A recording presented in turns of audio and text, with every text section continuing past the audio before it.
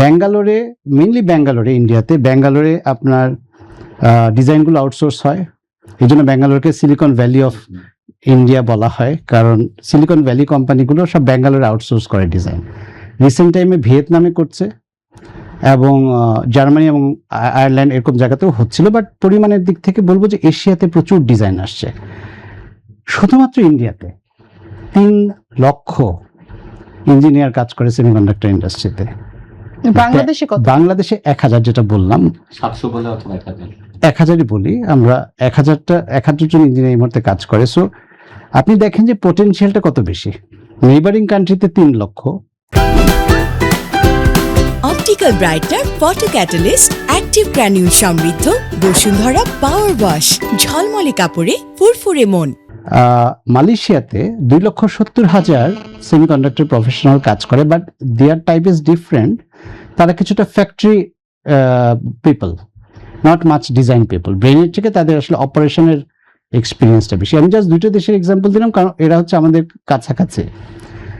আমরা যেটা টার্গেট নিয়েছি বাংলাদেশ থেকে, যে আমরা এই ইন্ডাস্ট্রিটাকে যদি নাম্বারে বলি তাহলে 10,000 ইঞ্জিনিয়ার নিয়ে যাব in 5 years time. 10,000 from 1,000 it will B 10,000। এবং আমরা যে ক্ষেত্রগুলোকে টার্গেট করছি তার মধ্যে প্রধানত ডিজাইনের আমাদের অনেক গ্রো করার অনেক জায়গা আছে। অ্যাজ উই সি, অনলি 1000 কিছুই না কম্পেয়ার টু 3 লক্ষ। সো ডিজাইনে আমাদের গ্রোথ হেডরুম আছে অনেক, কিন্তু শুধু এখানেই আমরা থামবো না। We have opportunity in factory as well. এটাকে আমরা বলি যে অ্যাসেম্বলি অ্যান্ড টেস্টিং।